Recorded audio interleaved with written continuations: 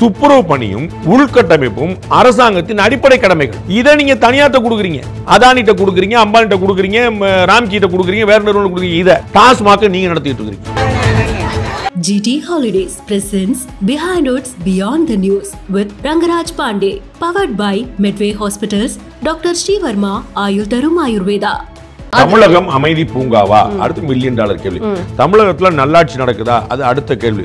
துப்புரவு பணியாளர் சரியா கையிலப்பட, இதெல்லாம் சரியான கேள்வி. அதில் மாற்று நான் நீங்க சினிமாவோட கோர்க்கும் போது மட்டும்தான் நான் டிஃபர் ஆறேன். வாங்க, இப்போ வந்து தமிழகம் அமைதி பூங்காவா இருக்குதா அப்படின்னு காவல்துறைக்கு பாதுகாப்பு இருக்குதா முதல் கேள்வி. 13 நாளா போராடிட்டு இருக்காங்க. யாரும் செய்ய முடியாத ஒரு விஷயத்தை அவங்க செய்யறாங்கிறப்ப அவங்களுக்கு தேவையானதை நீங்க கொடுக்கறேன்னு வாக்குறுதி கொடுத்துருக்கீங்க. தேர்தல் வாக்குறுதி அதான் கொடுத்துருக்கீங்க. அப்படிங்கிறப்ப அவங்களை நீங்க ரெஸ்பாண்ட் பண்ண வேண்டியது இங்க முக்கியம் தானே. அதை விட்டுட்டு திரு உதயநிதி ஸ்டாலின் அவர்கள் வந்து ட்விட்டர்ல அது மாதிரி ஒரு படத்தை பார்த்துட்டேன் அப்படின்னு போடுறப்ப இது கொந்தளிப்பை ஏற்படுத்தக்கூடிய விஷயம் தானே. இது அவங்களுக்கு புரிஞ்சிருக்க வாய்ப்பு இருக்குமே. நான் இங்க கஷ்டப்பட்டு இருக்கேன், உனக்கு சினிமா கேட்குதா அப்படின்னு அவங்க கோலப்படுவாங்க. எனக்கு அதுல எந்த கோலப்பும் ஐ அண்டர்ஸ்டாண்ட் தட்.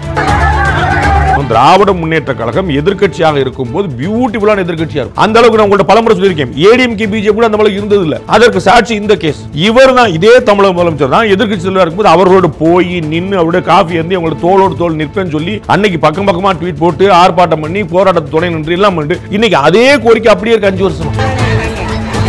துப்புரவு பணியாளர் மட்டும் இல்ல, நீங்க வந்து பகுதிநேர ஆசிரியர் எப்படி பயன்படுத்தப்பட்டாங்கன்னு பாருங்க, அவங்க எப்படி டீல் பண்ணப்பட்டாங்கன்னு பாருங்க. எல்லாருமே அப்புறப்படுத்தப்பட்டாங்க. இது பிரச்சனை என்ன? துப்புரவு பணியாளர் என்ன முக்கியமான பிரச்சனை? நீங்கள் கொடுத்த வாக்குறுதியை நீங்கள் நிறைவேற்றுங்கன்றாங்க. இவ்வளவுதானே.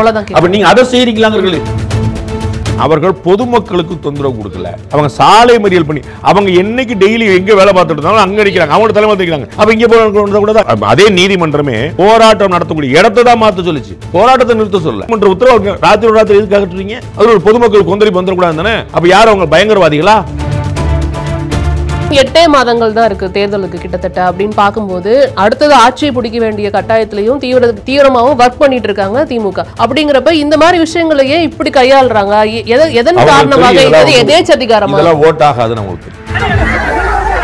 GT Holidays presents Behind Woods Beyond the News with Rangaraj Pandey, powered by Medway Hospitals, Dr. Srivarma Ayurtharum Ayurveda. வணக்கம் சார். சார், நீங்கள் இன்னைக்கு கூலி திரைப்படம் பார்த்துட்டிங்களா? ஃபஸ்ட்டு அதுலேருந்து ஸ்டார்ட் பண்ணலான்னு நினைக்கிறேன். நான் வந்து ஒரு தலைவர் ஃபேன் அப்படிங்கிறது எல்லாருக்குமே தெரியும். நான் பல முறை அதிகாரப்பூர்வமாகவே ரெக்கார்ட் பண்ணியிருக்கேன். எனக்கு அதில் எந்த தயக்கமும் இருந்ததில்லை. ஆனால் அடுத்த கட்டத்துக்கு வயசில் நான் வந்துட்டோம்ல வந்து. ஸோ காசி தேட்டரில் காலைல 3 மணி ஷோ, அது ஃப்ரெண்ட்ஸோடு போயிட்டு விடிய ஊர் சுற்றிட்டு அப்புறம் நேராக தேட்டருக்கு போயிட்டு அது கொஞ்சம் கடந்து வந்தாச்சு. அதனால் வந்து மெதுவாக அது வந்து எல்லாரும் நல்லா இல்லைன்னு விமர்சித்தா கூட அந்த படத்தை பார்க்குறது ஒரு தலைவர் ஃபேனுங்கனால அது வந்து பார்க்க வேண்டியது எங்களுடைய அடிப்படை கடமை. நம்ம வந்து ஃபண்டமெண்டல் டியூட்டிஸ் வந்து ரசிகர்களுக்கு. அதனால் அதை நாங்கள் கட்டாயம் பார்த்துருவோம். இந்த படமும் பார்க்கணும். கொஞ்சம் ஃபேமிலியில் டூர் எல்லாம் போயிருக்கிறாங்க, வெளியெல்லாம் போயிருக்காங்க. எல்லாம் வந்து செட்டில் ஆன பிறகு எல்லாம் ரிவ்யூலாம் கேட்டுட்டு நிம்மதியாக போய் தலைவர் படத்தை போய் பார்க்கணும். முதல் நாள் 2-3 நாள்லாம் நீங்கள் பார்த்தீங்கன்னா உங்களுக்கு தெரியும், எங்கள் நண்பர்கள்லாம் வந்து அடித்து கத்தி குமிச்சு எந்த டைலாக்னே கேட்க விடாமல் தலைவர் வரும்போதெல்லாம் ஆர்ப்பாட்டம் பண்ணி போகிறோம். ஸோ கொஞ்சம் பீஸ்ஃபுல்லாக படத்தை பார்த்து நம்ம வந்து எப்படி இருக்குங்கிற உண்மையான நம்ம ஒரு உணரணும்ல. ஸோ முதல் நாள் முதல் ஷோ பார்க்குற அந்த பழைய பாக்கியம் குறைஞ்சிருச்சு. ஒரு கட்டாயம் தலைவர் படத்தை பார்ப்போம், அதில் வந்து நோ டவுட். ஆக்சுவலி இந்த கேள்வி வந்துட்டு எடுத்தோடனே வைக்கிறதுக்கு இங்கே என்ன காரணம்னு உங்களுக்கே தெரிஞ்சிருக்கு கண்டிப்பாக வாய்ப்பு இருக்குது. ஏன்னா இங்கே கம்பேரிசன் வந்து போயிட்டுருக்கு. டிஆர்பி ரேட்டிங்கிறத தாண்டி இங்கே வந்து ஒரு பிரச்சனை இங்கே போயிட்டுருக்கு. மக்கள் இங்கே வந்து ஒரு போராட்டத்தில் வந்து எல்லாத்தையும் பார்த்துட்டு இருக்காங்க. இங்கே ஒரு ஒரு குரூப் ஆஃப் மக்கள் போராடிட்டு இருக்காங்க. ஆனால் அரசாங்கம் எப்படி அதுக்கு வந்துட்டு இங்கே திரைப்படம் பார்த்துட்டு இருக்காங்க. துணை முதல்வர் வந்து திரைப்படத்தை பற்றி ட்விட்டரில் வந்துட்டு ஒரு பதிவு போடுறாரு. ஸ்டாலின் அவர்கள் வந்துட்டு அந்த படத்தோட இயக்குனர் ட்விட்டரில் போடுறாரு. அதெல்லாம் ஒரு பெரிய கம்பேரிசனாக ஓடிட்டு இருக்கு. ஸோ ஸ்டார்டிங் ஃப்ரம் தட் இந்த விஷயத்தை பற்றி நீங்கள் எப்படி இதை எடுத்து? அதாவது ஒரு சிரமமான விஷயம் இருக்குது அப்படின்னா அதை அட்ரஸ் பண்ணிவிட்டு முடிச்சுட்டு தான் அடுத்த விஷயத்தை பார்க்கணும்னு சொல்ல முடியாது. ஒரு அரசாங்கம் என்பது இன்ப துன்பங்களுக்கு அப்பாற்பட்டு, அப்படின்னா இன்பமும் இருக்கும் துன்பமும் இருக்கும்னு சேர்ந்து நம்ம இன்ப துன்பம் அப்பாற்பட்டுனா ரெண்டுமே இல்லாமல் போயிடும் அப்படிங்கிற நிச்சலனமாக கிடையாது. ரெண்டுமே இருக்கும். இந்த பக்கம் இன்பம் ஓடிட்டுருக்கும், அந்த பக்கம் துன்பம் ஓடிட்டுருக்கும். அதெல்லாம் பேரலாம் தான் பண்ண ஒரு கவர்னன்ஸ் அப்படி தான் நீங்கள் பண்ணியாகணும். நம்ம வந்து இப்போ 240 207 பேர் கிட்ட வந்து நமக்கு வந்து அகமதாபாத் விமான விபத்தில் இறந்துட்டாங்க.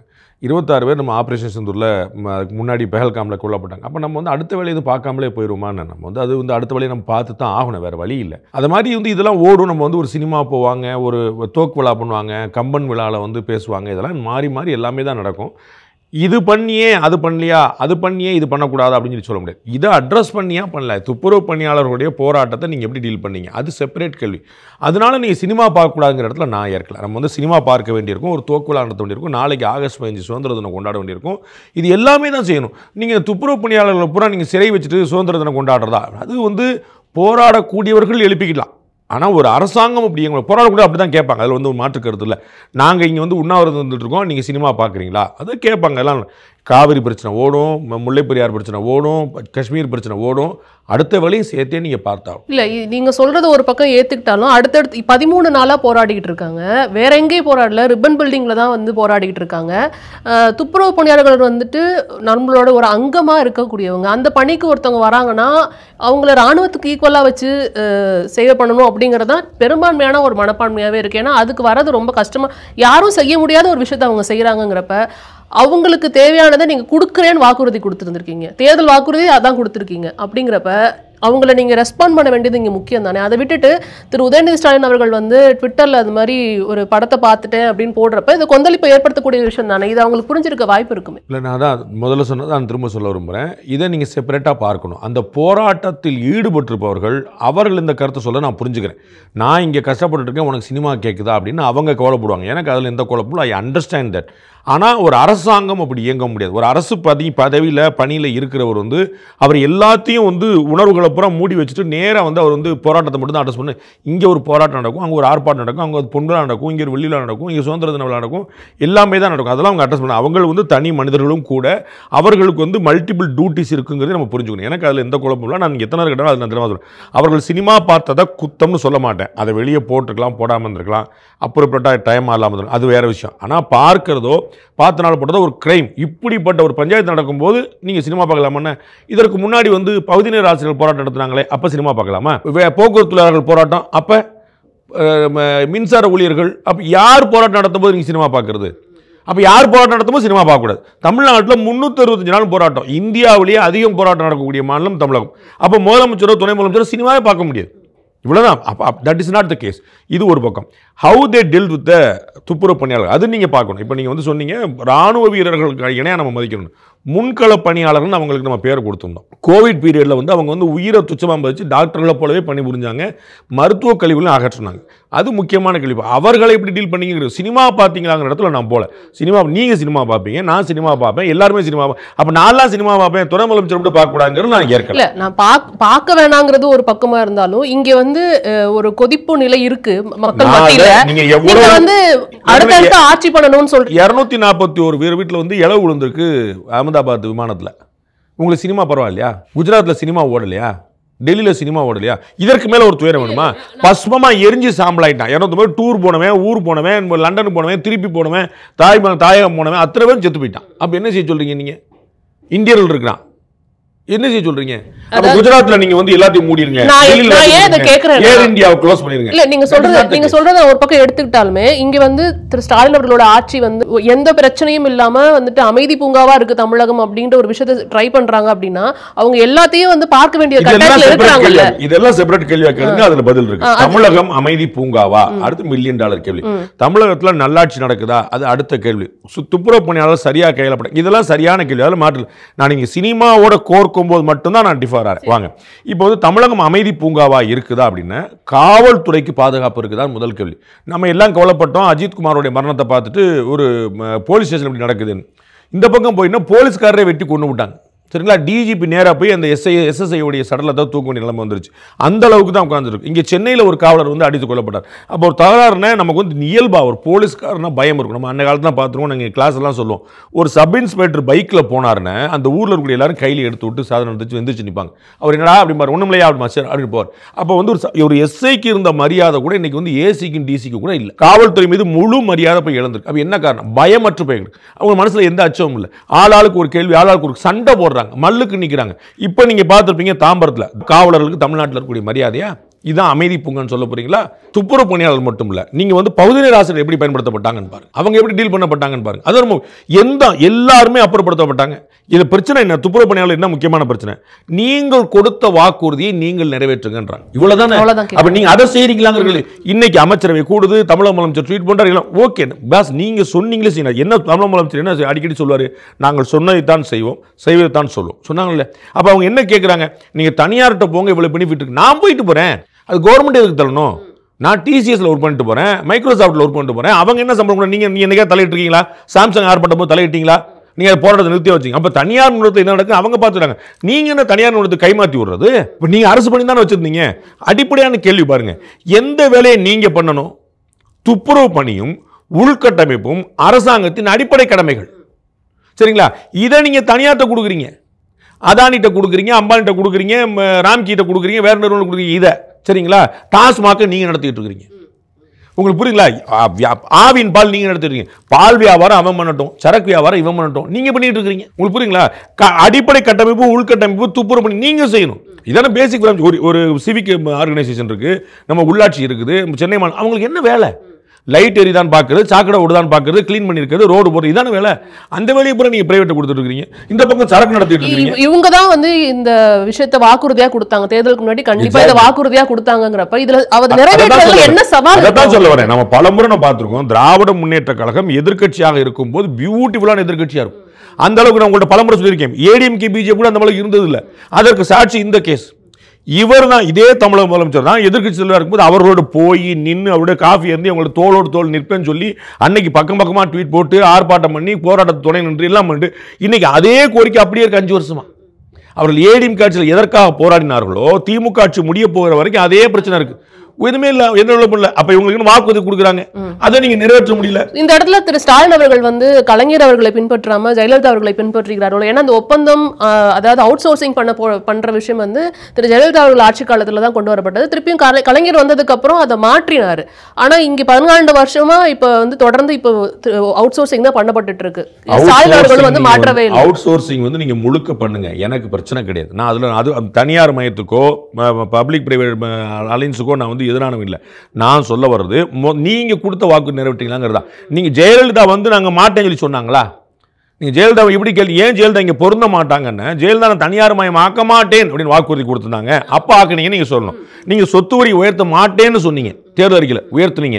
பால் விலை உயராதுன்னு சொன்னீங்க, உயர்த்துனீங்க. மின்சார கட்டணம் உயராது, தேர்தல் அறிக்கையில் இருக்கு சொன்னாங்க. அது அப்புறம் நான் உயராதுன்னு சொன்னீங்க, உயர்த்திருக்கீங்க. டாரிஃப் ஏத்தி வச்சிருக்கீங்க. தொழிற்சாலைகளை போய் நீங்க கேளுங்க. அப்ப நீங்க எதெல்லாம் செய்ய மாட்டேன்னு சொன்னீங்களோ செஞ்சிருக்கீங்க, எதெல்லாம் செய்யறேன்னு சொன்னீங்களோ செய்யல. இவ்வளவுதான். ஜெயலலிதா அவர்களுக்கு சொல்லலையே. அரசு ஊழியர்களுக்கு வந்து இன்னைக்கு பயங்கரமான கோவம். இன்னும் வந்து எஸ்மா பேசிட்டு இருக்காங்க. 2001-2006 ஜெயலலிதா என்ன பண்ணாங்க? அவங்க வாக்குறுதி கொடுக்கலையே. பணிக்கு போங்கன்னாங்க, போல சட்டத்தை பயன்படுத்துறாங்க. நீங்க என்ன வாக்குறுதி கொடுத்தீங்களே, பழைய ஓய்வூதிய திட்டம் கொண்டு வரணும்னு சொன்னீங்களா இல்லையா? கொண்டு வந்தீங்களா? அப்ப நீங்க வாக்குறுதி கொடுத்து 4 வருஷமா என்ன செய்றீங்க? இதான கேள்வி.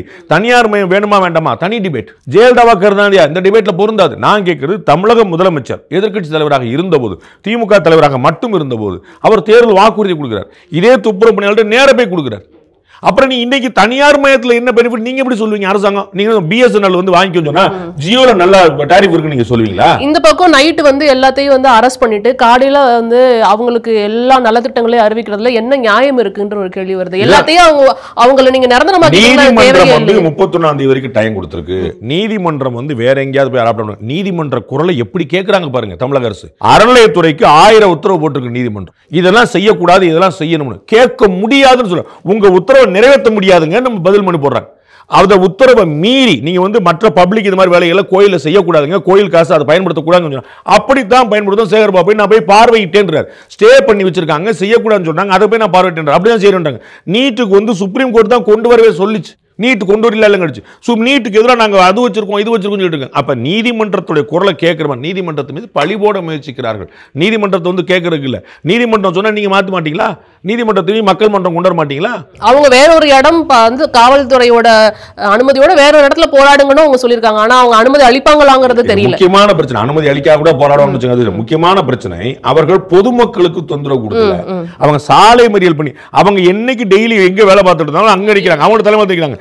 அந்த இடம் போராடக்கூடிய இடம் இல்லைன்னு வச்சுங்க. திராவிட முன்னேற்ற கழகம் பாஜக ஆபீஸ்க்கு போய் போராடி இருக்கா இல்லையா? போராடுற இடம் சேப்பாக்கம் ஸ்டேடியம் தானே. போராடுறா வள்ளுவர் கோட்டம் தானே. நீங்க எதுக்கு வந்து பிஜேபி ஆபீஸுக்கு போய் போனீங்க? அப்ப நீங்க போராட்ட முறை வச்சிருக்கீங்களா இல்லையா? நீங்க அவர்களுடைய வீட்டு முற்று இளங்கோன் ஈவிகேஸ் இளங்கோன் வீட்டை முற்றுகை போராட்டம் நடத்துனாங்களா இல்லையா? அப்ப ஒவ்வொரு கட்சியும் அவங்களுக்கு வேணா அந்தந்த பத்திரிகை ஊடகங்களுக்கு எதிராக போய் போராட்டம் இருக்காங்களா இல்லையா? எத்தனை பத்திரிகை முன்னாடி உங்களுக்கு ஆர்ப்பாட்டம் நடத்துறதுக்கு இடம் எங்க இருக்கு? நீங்க சேப்பாக்கத்தில் ஆர்ப்பாட்டம் நடத்துங்க, வள்ளுவர் கோட்டத்தில் ஆர்ப்பாட்டம் நடத்துங்க. எதுக்கு நீங்க வந்து பத்திரிகை போறீங்க? அப்ப உங்களுக்கு எல்லாம் தேவைன்னா நீங்க போய்க்கிடுவீங்க. அப்ப இங்க போராட இவங்க பொதுமக்களுக்கு ஏதாவது தொந்தரவு கொடுத்தாங்களா?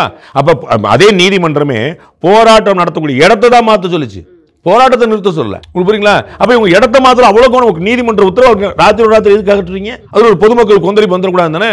அப்ப யார் அவங்க பயங்கரவாதிகளா?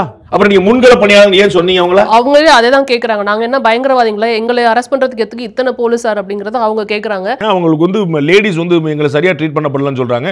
எதுக்கு இவ்வளவு ஆர்ப்பாட்டம்? ஏன் அவங்களை பேச முடியல? அவங்களுக்கு ஆதரவா இருந்த வழக்கறிஞர்கள் 2 பேரை வந்து இங்க ரொம்ப கொடுமைப்படுத்திருக்காங்க. நைட்டு ஃபுல்லா வந்து எப்படி நீங்க போராடலாம்னு அவங்களோட கையை உடைச்சதா வந்து இன்னைக்கு இந்த வீடியோஸ் வரத பார்க்க முடியுது.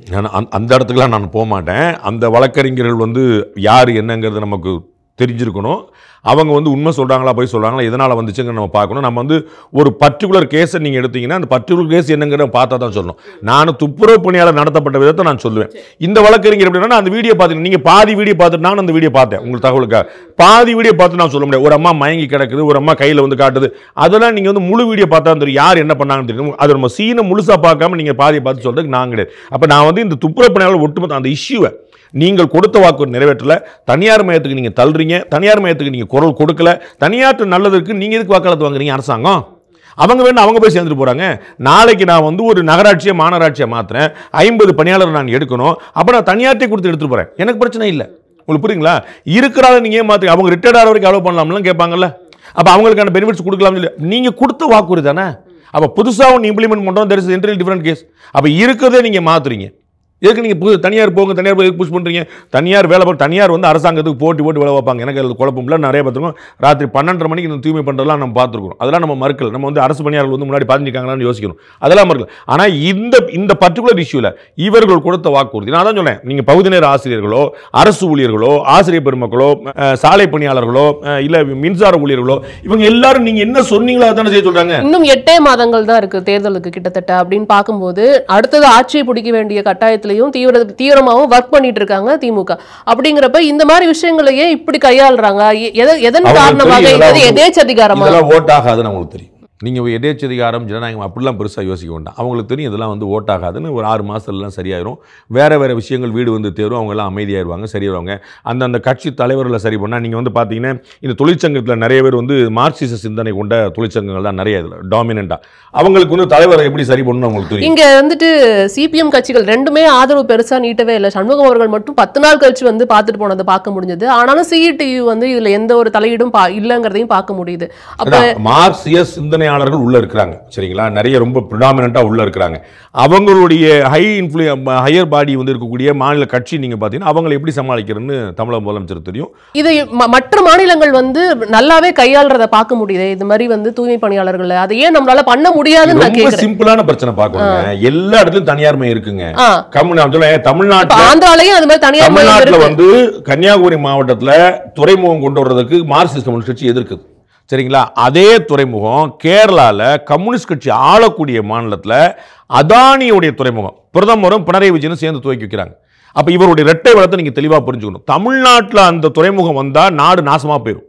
அதுவே அவர்கள் ஆளக்கூடிய மாநிலத்தில் தான் எல்லாத்தையும் அடக்கி வச்சுட்டு பேசாம தனியார் மையத்தையே மொத்தமா எதுக்குற கம்யூனிஸ்ட் கட்சிகள் இந்த விஷயத்துக்கு ஆதரவு தெரிவிக்கிறாங்க. அதானியுடைய போர்ட்டை தூக்கி வச்சாரு நான் சொல்ல வரேன். உங்களுக்கு அதானி தான் நீங்க எதிர்ப்பீங்க. ஃபர்ஸ்ட் உங்களுக்கு அடையாள பேர் அவருடைய போர்ட்டை தூக்கி வச்சாரு, அங்க அவங்க தூக்கி வச்சு இங்க யாருமே வாய் திறக்கலன்னு சொல்றேன். இப்போ என்ன பிரச்சனைனா தனியார் மையம் இல்லை. அந்த மாநிலங்களில் யாருமே நீங்க பிஜேபியோ காங்கிரஸோ அந்த மாநிலங்களில் யாருமே இதை ப்ராமிஸ் பண்ணல. நாங்க பழைய ஓய்வூதியம் கொண்டு வருவோம், உங்களுடைய வேலை வாய்ப்பை நாங்கள் உத்தரவாதப்படுத்துவோம், உங்களை வந்து அரசு ஊழியர்களாக மாற்றுவோம், தனியார் மயம் ஆக்க மாட்டோம், உங்களுக்கு இஎஸ்ஐ உண்டு, பிஎஃப் உண்டு, இந்த வாக்குறுதிகள் பூரா கொடுக்கல. அப்ப அவங்க அதை கேட்கல. உங்களுக்கு புரியுங்களா? நீங்க அப்பாயிண்ட் ஆகிற இப்போ நீங்க ஏன் கவர்மெண்ட் வேலைக்கு போல நீங்க சண்டை போட போறீங்களா? நீங்க அப்பாயிண்ட் பண்ணி இருக்கிற தனியார் நிறுவனத்தில் நீங்க சண்டை போடுவீங்க. அரசாங்க வேலையில் இருந்துகிட்டு இல்லாட்டி ப்ராமிஸ் பண்ணிட்டு அங்கிருந்து மாத்தினா சண்டைக்கு போவீங்க. சார் நான் கவர்மெண்ட் எம்ப்ளாயி ஏன் சார் பிரைவேட் எம்ப்ளாயி, இவ்வளவுதான் பிரச்சனை. அப்ப தனியார் மயம் இல்லை இங்க பிரச்சனை. அரசு ஊழியர்களுக்கு கொடுத்த வாக்குறுதி நிறைவேற்றப்படாதான் பிரச்சனை. மற்ற மாநிலங்கள் எப்படி கையாடுறாங்க, மற்ற மாநிலம் இந்த பிரச்சனையே இல்லைன்னு, அங்க வேற பெக்குலி டிஃபரண்ட் பிரச்சனை. இப்ப எக்ஸாம்பிள் பக்கத்துல ஆந்திராவை எடுத்துக்கிட்டாலுமே அவங்க தனியார் மயம் ஆக்கினாலுமே அவுட் சோர்சிங் பண்றவங்களுக்கும் தனியா அரசாங்கத்துக்கு கீழே ஒரு தொழிற்சங்கம் வச்சு நடத்துறாங்க. கவர்மெண்டோட நேரடி பார்வையில அது இருக்குங்கிறத பார்க்க முடியுது. அங்க ஸ்மூத்தா போயிட்டு இருக்கு. தொழிற்சங்கமா இருக்கணும்னா திமுக எதிர்க்கட்சியா இருக்கணும். நீங்க சக்சஸ்ஃபுல் தொழிற்சங்கமா இருக்கணும்னா திமுக எதிர்க்கட்சியா இருக்கணும்.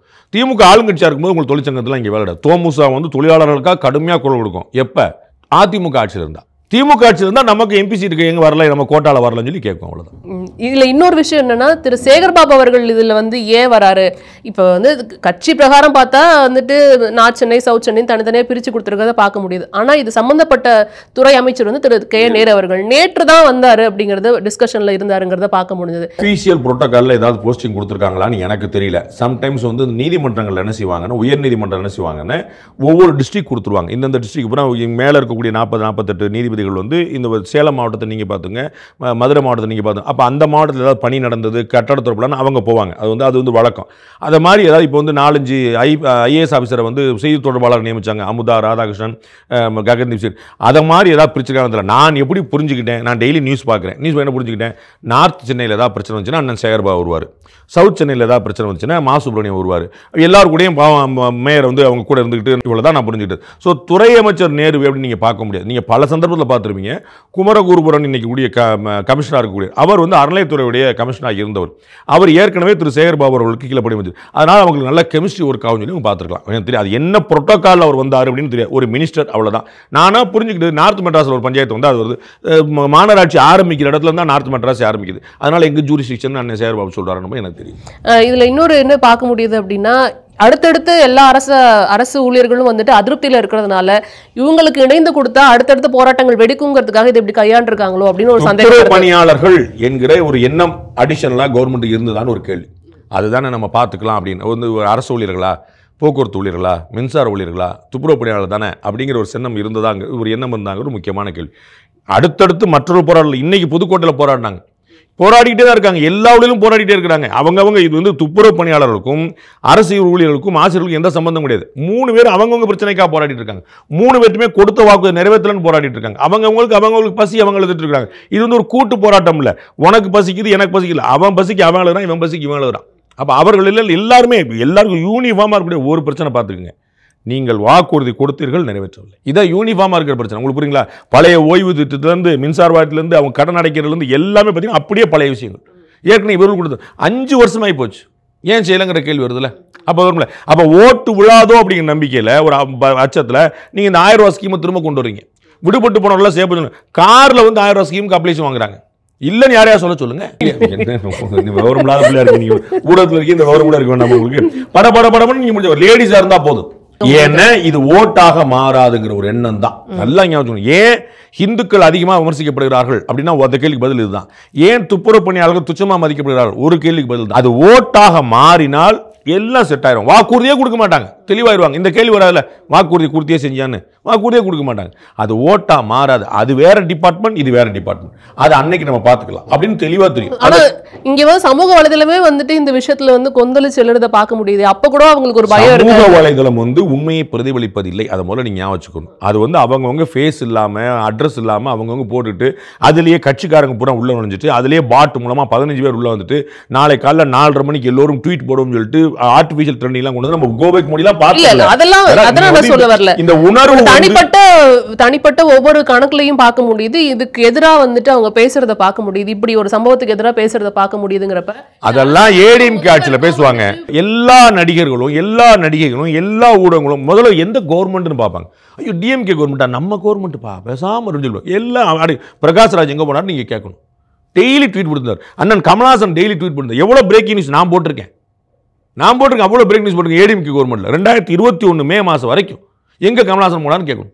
டெல்லியில் மக்கள் பணியாற்ற போயிட்டார். இந்த சமூக வலைதளங்களை பூரா கொந்தளிக்கிறது. இந்த main stream so called satellite media, television media இதெல்லாம் உழைக்கும் எந்திரிக்கிறதுலாம் இப்போ பார்த்து எந்த ஆட்சின்னு பார்ப்பாங்க. இன்னமும் பாருங்க, ஓபிஎஸ் சேர்க்கப்படுவாரா, சசிகலா என்ன ஆவாரு, ஓபிஎஸ் டிஎம்கே போயிடுவாரா, இதே தான் பேசுவாங்க. இந்த பக்கம் மைத்ரேயன் பத்தி பேசிட்டு, ஆமா மைத்ரேயன் போயிடுச்சு, அதிமுகவே பிளந்துருச்சு. மயிலாப்பூர்ல கூட தேர்தல் ரிசல்ட் மாத்தாதது. நான் சொன்னேன் அன்வர் ராஜா ராம்நாட்டில் ஒரு தாக்கத்தை ஏற்படுத்த முடியுமான்னு கேட்டேன். அங்கே போனவங்கெல்லாம் வந்து எந்த கிரவுண்டு செல்வாக்கும் இல்லாமல் போய் நிற்கிறாங்க.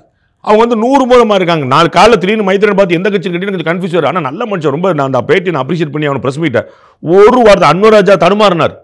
அவர் வந்து இபிஎஸ் என்ன நினைக்கிறது, ஸ்டாலின் என்ன நினைக்கிறது ஒரு குழப்பம் வந்துருச்சு. இவர் பாருங்க தலைவர் தளபதி அப்படின்னு ஒரு வார்த்தை மாத்தாம சொன்னார். முழுக்க முழுக்க தளபதினார், தமிழக முதலமைச்சர், திராவிட மாடல் அரசுனாரு, ஒன்றிய அரசுனாரு.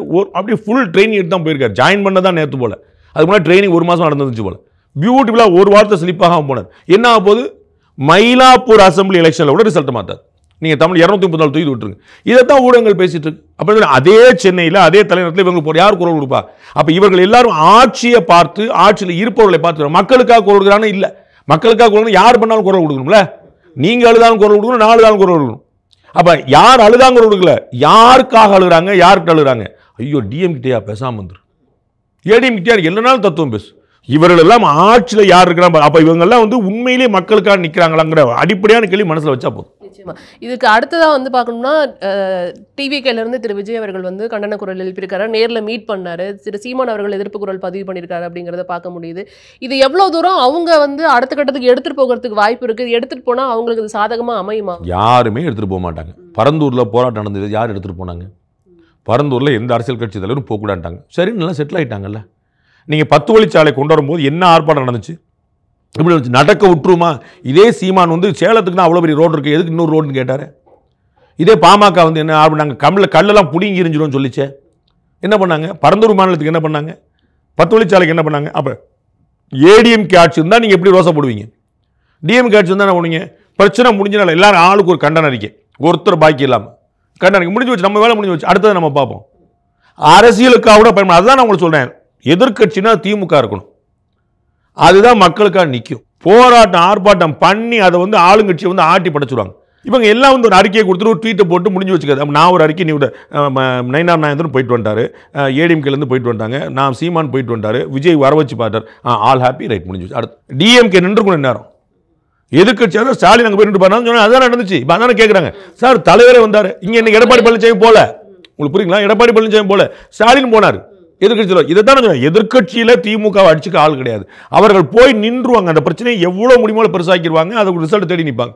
இவங்க நினைக்கிறாங்க ஒரு நாம்க்கு வசதி, ஒரு பஞ்சாயத்து பண்ணிடுவோம், ஒரு போராட்டம் பண்ணிடுவோம், ஒரு அறிக்கை, ஒரு ட்வீட்டு, ஒரு ஃபோட்டோ, ஒரு பேட்டி, முடிஞ்சு வச்சுக்க. அது அவங்க ஏன் எடுத்துகிட்டு போகிறாங்க? அவங்களுக்கும் தெரியும் இது ஓட் ஆகாதுன்னு. உங்களுக்கு தெரியுங்களா? திமுக ஏன் நடத்துதுங்கிறதுக்கும் இவர்கள் ஏன் இப்படி அமைதியாக இருக்கிறாங்கிறது ரெண்டுக்கும் ஒரு காரணம் தான். இது ஓட்டுங்கிறது கம்ப்ளீட்டாக வேறு கம்பார்ட்மெண்ட், வேறு டிபார்ட்மெண்ட். அதை நம்ம அன்னைக்கு சரி பண்ணிக்கலாம். அதனால தேர் ஆல் வெரி கான்ஃபிடென்ட். இந்த விஷயத்தை பொறுத்த வரைக்கும் இது எப்படி பிரதிபலிக்குங்கிறத நான் கேட்கணும்னு நினச்சேன். அதுக்கு முதல்லேருந்து அதான் சொல்லிட்டு இருக்கீங்க. இதை ஓட்டா மாறாதுங்கிறதுனால இது இப்படிதான் மாறாதுன்னு சொல்லலை, மாறுனா இவர்கள் மாறிடுவாங்கன்னு சொல்லுவார். மாற இன்னைக்கு வரைக்கும் ட்ராக் இந்துக்களுக்குன்னு ஒரு ஓட்டு கன்வெர்ட் ஆனது இல்லை. ஒரு இந்து ஓட்டு போலரைசேஷன் அப்படின்னு நடந்தது இல்லை. அதே மாதிரி இப்படி ஒரு போலரைசேஷன், அரசு ஊழியர்களுடைய ஓட்டு இப்படின்னு போலரைஸ் ஆனது. இந்த போலரைஸ் ஆகலைங்கனால அவங்களுக்கு நல்லா தெரியும். ஆனால் அரசு ஊழியர்கள் ஓட்டு வந்து ரொம்ப முக்கியமாக, அதுவும் டிஎம்கே ஆட்சியில் வந்து அவங்களுக்கு தான் வந்து ஃபுல் சப்போர்ட் இருக்குங்கிறத நம்ம காலக்கடந்து இன்னைக்கு நம்ம பார்க்குறோம். அரசு ஊழியர்கள் ஓட்டோ சிறுபான்மையர் ஓட்டோ மேஜர் சங்க் வந்து அங்கே தான் போகும். அதில் வந்து முன்னாடி வந்து 100% போகும். இப்போ அந்த 100%லாம் போல. 2024 மக்களவை தேர்தலில் நீங்கள் தபால் ஓட்டுகளை பாருங்கள். தபால் ஓட்டுகளில் 80% கவர்மெண்ட் எம்ப்ளாயிஸ். உங்களுக்கு புரியுங்களா? தபால் ஓட்டுகளை பாருங்கள். டிஎம்கேக்கு இணையாக பிஜேபி வந்து நின்றுச்சு, சர்பாசிங் ஏடிஎம்கே. அப்போ எப்படி வெளியேறாங்கன்னு பார்க்கணும். நீங்கள் முன்னாடி தான் அந்த கணக்கில், அதாவது சிறுபான்மை ஓட்டுகள் இப்போ எப்படி செதற போகுது நீங்கள் 2026 பாருங்கள். சிறுபான்மை ஓட்டுகள் அப்படியே பல்காக வந்து ஒரு இடத்துல நின்றுட்டு இருந்துச்சு. முன்னாடி காங்கிரஸ் இருக்குது, கம்யூனிஸ்ட் இருக்குது, விடுதலை சிறுத்தைகள் இருக்குது, திமுக இருக்குது, இத்தனை கட்சியும் ஒரு இடத்துல இருக்குது, மதிமுக இருக்குது, எல்லாம் இருக்குது. அதனால சிறுபான்மைக்கு 100% ஒரு இடத்துல இருந்துச்சு. இப்போ அது கிடையாது.